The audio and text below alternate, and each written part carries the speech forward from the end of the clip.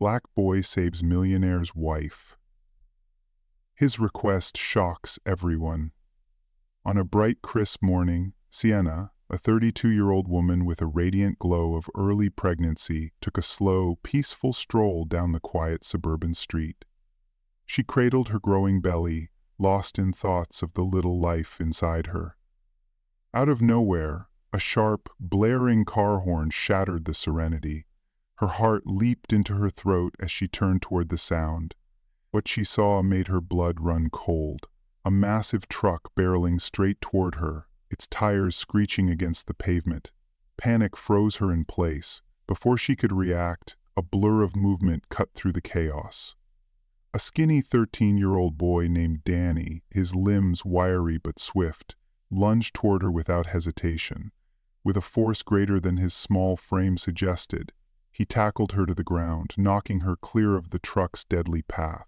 The truck driver yanked the wheel at the last second, the vehicle swerving violently before slamming into the curb with a deafening crash.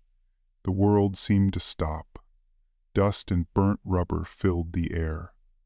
Sienna lay on the sidewalk, her breath coming in short, panicked gasps as she clutched her belly, desperately searching for any sign that her baby was unharmed. Her wide, teary eyes locked onto Danny, who lay beside her, chest heaving. He looked at her with concern, his face still tense from the adrenaline. "You okay, lady?"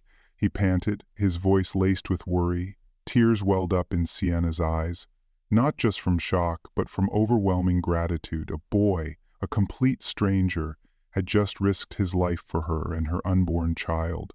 Fall, blood trickling down his shin, his face was a mix of exhaustion and quiet resignation, as if he had heard these words before. Too many times to still be surprised. Sienna's chest tightened. Gratitude had flooded her just moments ago, directed at God, fate, or whatever force had spared her and her unborn child. But now, that gratitude twisted into something else. Anger. How could these people, these strangers who had witnessed what just happened, reduce an act of selflessness to a stereotype? Danny didn't say a word. He didn't argue, didn't defend himself. He simply dusted off his torn jeans, eyes cast downward, as if he knew that no matter what he did, people would always see him the way they wanted to. Sienna, however, couldn't stay silent.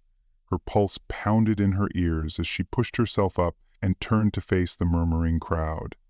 "Are you serious?" she snapped, her voice trembling with rage. "Did any of you see what just happened? This boy, this child, just saved my life and my baby's life, and that's what you have to say?" A few people averted their gazes. Some shuffled uncomfortably, but others simply scoffed, their expressions unmoved. Sienna clenched her jaw. She turned to Danny, who was still standing awkwardly. His weight shifted to one side to avoid putting pressure on his injured leg. "Are you hurt?" she asked, her voice softening. "It's nothing," he mumbled, brushing a hand over his scraped knee as if to dismiss the pain. But she saw it, the slight wince, the way his fingers curled as if suppressing a flinch. Sienna shook her head. "Come with me," she insisted. "We need to get you cleaned up." Danny hesitated, glancing at the crowd, then back at Sienna. There was something in his eyes. Doubt, maybe even fear, as if he wasn't sure if he could trust her, if this kindness was real or just temporary. But Sienna wasn't going to let him walk away like this, not after what he had done, not after the way he had been treated for it. She took a deep breath and met his gaze with unwavering sincerity. "You saved my life," she said. "At least let me do something for you." For the first time since the accident, Danny's lips twitched into the smallest hint of a smile. He nodded. And with that, Sienna led him away, leaving the murmuring crowd behind, their words still lingering in the air, but no longer defining the moment. "Thank you," and let him walk away. Something about the way he tried to disappear, as if he were used to being overlooked, unsettled her. "Danny, wait," she said, tightening her gentle grip on his hand. He paused, his dark eyes searching hers, wary but curious. "I mean it," she continued. You saved me. You saved my baby. I can't just let you go like this." Danny swallowed hard. He wasn't used to this. A rich, elegant woman looking at him like he mattered, like he wasn't just some kid people ignored, feared, or dismissed. But before he could respond, a sharp voice cut through the tension. "Ex mieta!" "What's going on here?" A man's voice, cold, demanding. "Nia." Sienna turned to see a tall, middle-aged white man in a pressed suit stepping out of a sleek black car. He frowned at the scene before him, his pregnant wife standing in the street, her hands clutching some scruffy black kid, her husband, the millionaire. His eyes flicked to Danny, and in an instant, Sienna saw it. The same prejudice, the same quiet judgment that had come from the crowd. "This boy saved me, Marcus," she said firmly, daring him to say something dismissive. "He saved our baby." Marcus's jaw tightened.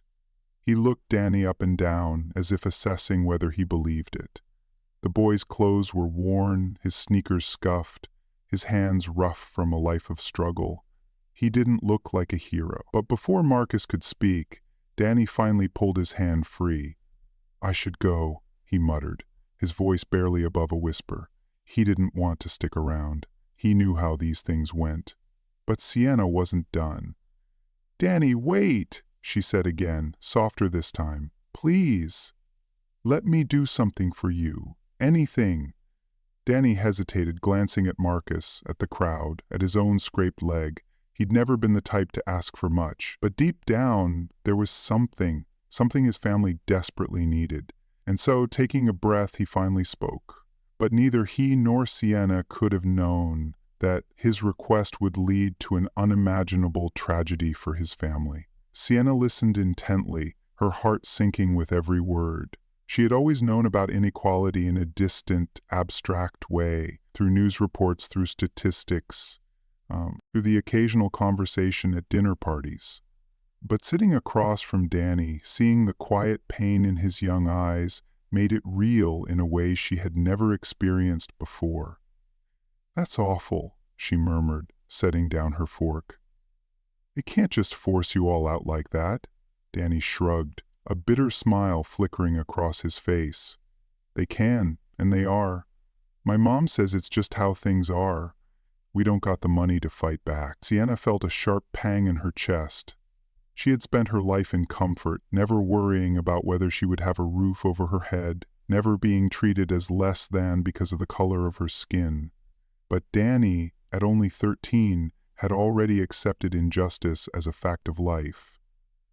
"Is there anything I can do?" she asked, her voice soft but determined. Danny hesitated. He had never expected anything from her, not really. People like her didn't step in for people like him. But she seemed different. "My parents tried to ask for better compensation," he admitted. "But no one listens to us. Maybe if someone like you spoke up, they'd care." Sienna sat back, considering his words. A part of her knew he was right. She had influence, connections. Her husband, Marcus, had business ties with city officials. She could say something. She should say something. But she also knew Marcus, and she knew that helping Danny's family would mean pushing against powerful people who wouldn't take kindly to someone in her position interfering. Still, as she looked at the boy across from her, she knew one thing for sure. She couldn't just do nothing. "I'll see what I can do," she promised. Danny's eyes flickered with hope, but behind them was something else, caution, as if he had learned not to believe in promises too easily. Neither of them knew it yet, but those words would set off a chain of events that would change both their lives forever, and put Danny's family in unimaginable danger. Family to their mansion the next evening, wanting Davis to see them as real people, not just numbers on a financial report. When Danny arrived with his parents, their discomfort was palpable. His mother, a weary woman with calloused hands, clutched her purse tightly as she glanced around the opulent home. His father, a quiet man with tired eyes, stood stiffly beside her, as if expecting to be asked to leave at any moment. Davis greeted them with measured politeness, but Sienna could see the way he studied them, the hesitation in his voice when he offered them seats. He wasn't a cruel man, but he had lived his life in a bubble where families like Danny's were nothing more than statistics on a business deal. "Danny told me what's been happening," Sienna began, her voice firm but kind. "And I know that this project would have forced them, and so many others, out of their homes." Davis sighed, rubbing his temples. "I already said I'd cancel the project, Sienna." "I know," she said, "but canceling isn't enough." Davis frowned. "What else do you want me to do?" Sienna turned to Danny's parents. "What would actually help you?" Danny's father hesitated before speaking. "A fair chance," he said simply. "Work that pays enough for us to live without fear of being pushed out every time the city wants to develop something new." Sienna looked back at Davis, waiting. He exhaled heavily, glancing at the young boy who had saved his wife and unborn child.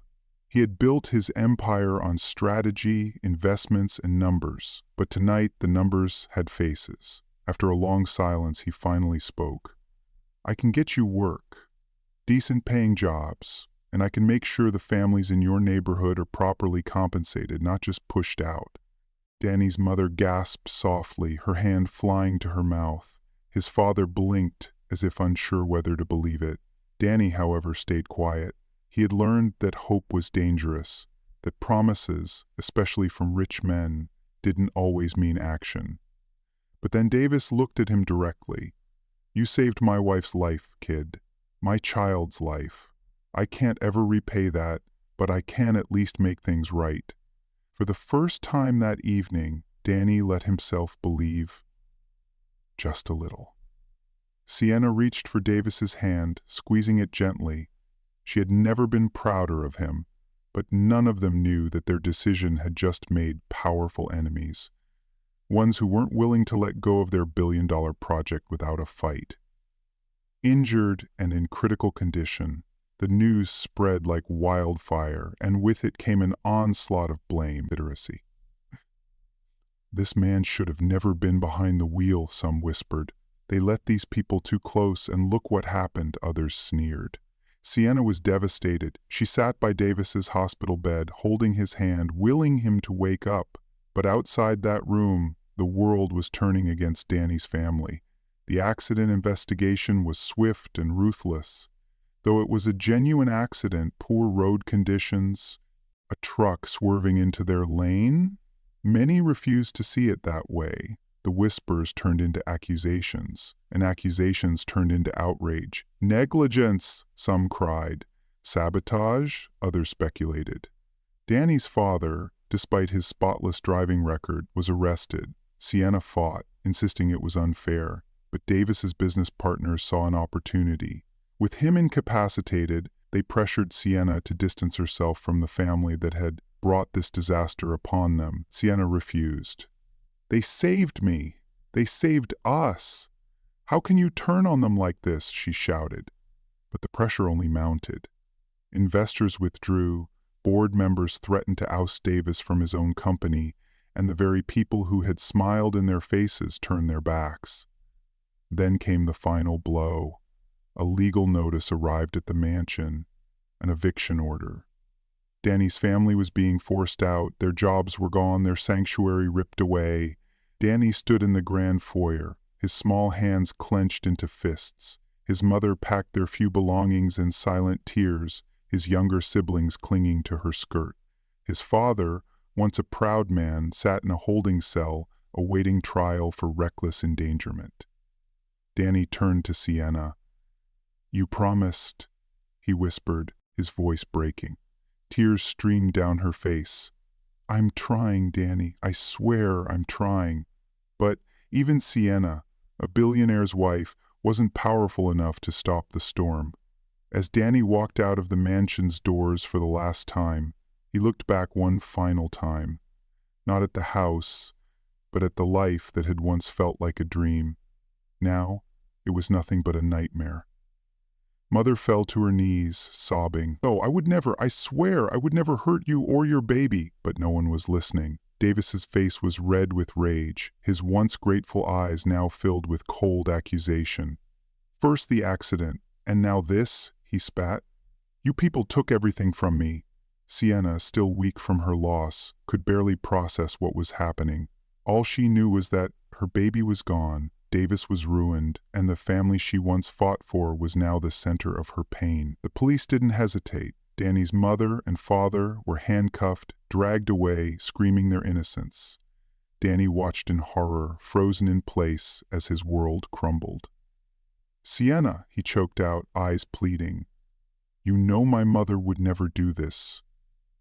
Sienna hesitated. Deep down a part of her did know, but grief clouded her judgment, twisting everything. The whispers she had once ignored now echoed in her mind. Maybe they had been right all along. "I trusted you," she whispered, her voice breaking. "And look what happened." Danny felt something inside him shatter. He had saved this woman's life. He had trusted her. He had believed that maybe, just maybe, things could be different. But in the end, they weren't. As his parents were shoved into the back of a police car, Danny was left standing alone, his heart pounding, his vision blurred with tears. He had lost everything. And Sienna, she didn't even look back. A familiar face. Sienna. She was stepping out of a sleek black car, shielded by an umbrella held by a driver. Her face was pale, thinner than before, her eyes hollow with grief, but she was still draped in elegance, still living in a world so far removed from the one Danny had been cast into. His breath caught in his throat. For a moment he thought about calling out to her, thought about reminding her of the promises she had made, of the injustice that had torn his family apart. But then he saw the way she looked past him, through him, as if he didn't exist. His heart clenched, but he swallowed the pain. He had learned the hard way. Hope was a dangerous thing. He turned back to the dumpster, ignoring the sick feeling in his stomach, ignoring the memories of warm meals and soft beds that now felt like they belonged to another lifetime. Then a voice sneered from behind him. "Well, if it isn't the billionaire's little pet, not so special now, huh?" Danny tensed. He knew that voice. It belonged to one of the older boys from his old neighborhood, Leon. Before everything happened, Leon had always been tough, always bitter about the way the world treated them. Now his smirk was cruel. Danny said nothing. He just kept digging through the trash, pretending not to care. But Leon wasn't done. "You thought you were better than us, didn't you? Living in that mansion, eating fancy food. But look at you now. Nothing but a rat in the gutter." The others laughed. Danny clenched his fists, but stayed silent. He had no strength left to fight. Leon crouched beside him, his voice dropping lower. "Tell me, Danny, how's it feel to be nothing?" Danny didn't answer. He just turned, walked away, the laughter following him into the night. He had no home, no family, no future. But as he disappeared into the shadows, one thought burned in his mind. "I'll prove them all wrong." Danny's blood ran cold. He pressed himself against the wall, his heart hammering so loudly he feared they would hear it. The air in the room suddenly felt too thick, the weight of the truth crushing down on him. Davis had done it all. The poisoned food, the brake failure, his father's imprisonment, his mother's arrest. All of it had been a setup. Rage boiled inside him, raw and uncontrollable. His family had suffered, been torn apart, left to rot. All because of this man, because of his greed, because of his cruelty. And Sienna? She had believed him. She had turned her back on Danny's family while the real monster sat beside her all along. Danny's fists clenched so tightly that his nails dug into his palms. He wanted to burst through that window, to scream the truth, to do something. But he was just a boy, alone, powerless. Or was he? Danny slowly backed away from the window, his mind racing. He couldn't confront Davis head-on. That would be suicide. But there were other ways to bring a man down. The world had turned its back on him once. Now it was his turn to make them listen. With one last glance at the man who had stolen everything from him, Danny melted into the night, a plan already forming. Davis thought he had won, but he had made one fatal mistake. He had left Danny alive. Davis sat across from each other, the glow of the flickering flames casting long shadows on the elegant dining room walls. Sienna, still fragile from her recent ordeal, offered Davis a tired smile as she lifted her glass. "To new beginnings," she murmured, unaware of the danger lurking in her own home. Davis masked his smirk with a charming grin, raising his own glass in response. "To us." But just as Sienna's fingers curled around the stem of her wineglass, a sudden crash echoed through the room. The front door burst open. Danny, soaking wet from the relentless rain, his chest rising and falling with frantic breaths, the boy stood in the doorway, eyes blazing with desperation. "Dana, don't drink it!" he shouted. Danny startled, her gaze darting between Danny and Davis. "Danny? What?" Davis's expression darkened, his jaw tightening. "What the hell is this little rat doing here?" he growled, pushing back from the table. Danny didn't flinch. "He poisoned it," he panted, pointing at the glass in Sienna's hand. "He's been behind everything. The accident, my parents getting locked up, the poisoned food. He's trying to kill you tonight." Silence. Sienna's breath hitched as she slowly turned to Davis. He let out a low, humorless chuckle. "You really think she'd believe a filthy street rat over me?"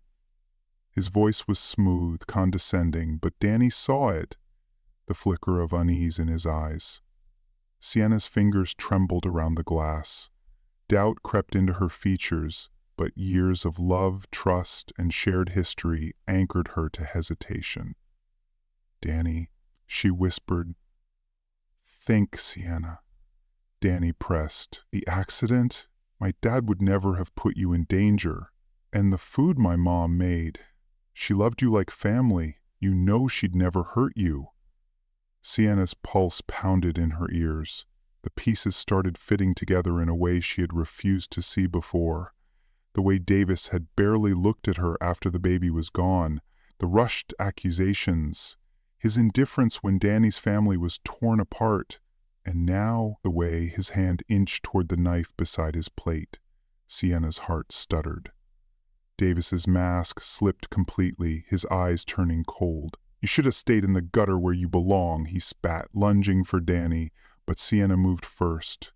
With a single motion, she hurled the poisoned wine into Davis's face. He recoiled, cursing, and she grabbed the knife from the table, holding it between them with shaking hands. "Don't come near him," she warned. Davis blinked, rage contorting his features. But before he could make another move, bang! The front door flew open again. This time it was the police. "Step away from the boy, Davis," an officer barked, guns raised. Danny exhaled shakily. He had gone straight to the station before coming here, breathless, drenched in rain, demanding to speak to someone. He had repeated every word he overheard, every detail, everything, and miraculously, they had listened. Davis stiffened. His mind raced for a way out, but it was too late. Sienna took a step back, disgust twisting her features. "You did this," she whispered. "You killed our child. You destroyed their family." For the first time, real fear flickered in Davis's eyes. The officers moved in. Handcuffs clicked into place. It was over. Danny watched as they dragged Davis away, the man screaming about how he would take them all down. Empty threats from someone who had finally lost everything. Sienna, hands still trembling, turned to Danny. Her eyes glistened with something between sorrow and gratitude. "You saved me," she breathed. Danny gave a small, tired nod. "I just did what was right." But he wasn't done yet. His family was still behind bars, and now, with Davis's confession and Sienna's testimony, he was going to get them back. The rain, his clothes were soaked, his chest rising and falling with frantic breaths. "Sienna, don't drink it!" he shouted, his voice raw with urgency. Sienna startled, her hand hovering over her glass. Danny? Davis's expression darkened instantly. What the hell are you doing here? He growled, pushing back his chair. Danny pointed straight at the wine. He poisoned it. He's been behind everything. My parents getting arrested, the car accident, your baby. He planned it all. Sienna's blood ran cold. Davis let out a slow, mocking laugh. You're really going to believe him over me? He sneered. But something about Danny's eyes, desperate, unwavering, made her hesitate. Her fingers trembled as she looked between the glass and her husband. The pieces were falling into place. Davis saw it in her face. His mask slipped. With a sudden snarl, he lunged, but before he could reach Danny, the front door burst open again. Hands up, Davis! The police swarmed in, guns drawn. Davis froze, his face twisted in rage as the handcuffs clicked around his wrists. You little street rat, he spat at Danny. Sienna didn't even look at him. She was staring at the wine glass in her shaking hand, realizing just how close she had come to dying tonight. She turned to Danny, her voice breaking. You saved me. Again. Danny, exhausted, just nodded, but he wasn't finished yet. His family was still locked away, and now he finally had the proof to set them free. Family out of jail. You know, these people, always looking for a way to take what isn't theirs. Sienna hesitated, her heart pounding, but Danny's eyes, desperate, unwavering, made her pause. Then she saw it, the flicker of panic in Davis's face. Her stomach twisted. Had she been wrong about everything? Before she could react, Davis lunged for the knife on the table. Bang! The front door burst open. Police swarmed in. Drop it, Davis. Handcuffs clicked. It was over. Sienna stared at Danny, her voice barely a whisper. You saved me. Danny swallowed hard. Now help me save my family. Horror dawning in her eyes. The truth was undeniable. Davis's mask cracked, his face twisted with rage as he lunged at Danny. The front door burst open. Freeze, Davis! Police stormed in, weapons drawn. Handcuffs snapped around his wrists as he thrashed. You little rat! You ruined everything! Sienna stood frozen, watching the man she had trusted being dragged away. She turned to Danny, her voice shaking. I'm so sorry, and thank you. Danny swallowed hard. Help me get my parents back. This time, she would. As the weight of his words crushed her, the man she had loved, trusted, he had never truly loved her back. Danny's fists clenched. And you let my family take the fall for your crimes. His voice was raw with anger. Davis sneered. They were easy targets. No one questions a rich white man over a bunch of nobodies. Sienna's sorrow turned to rage. Before Davis could react, she grabbed the wine glass and threw its contents into the fish tank.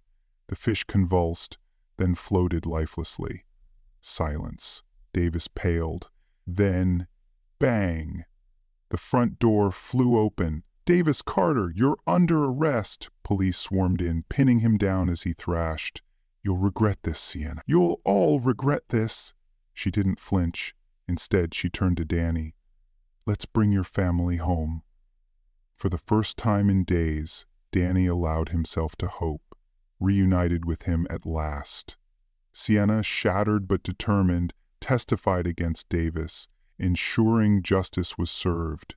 She looked at Danny, remorse in her eyes. I can never undo what happened, but I'll make things right. With her support, Danny's family found a new home, free from the shadows of the past. As Davis rotted behind bars, Danny walked forward, stronger, wiser, and no longer invisible. Away from the cruelty they had suffered, their struggles had changed them but not broken them. Sienna channeled her grief into purpose, using her wealth to uplift those society cast aside. Though love no longer held meaning for her, kindness did. Danny, now wiser but still hopeful, refused to let hatred define him. He pursued education, determined to fight for justice, not just for himself, but for others like him. And so, their lives moved forward, not in the way they once imagined, but in a way that finally felt right.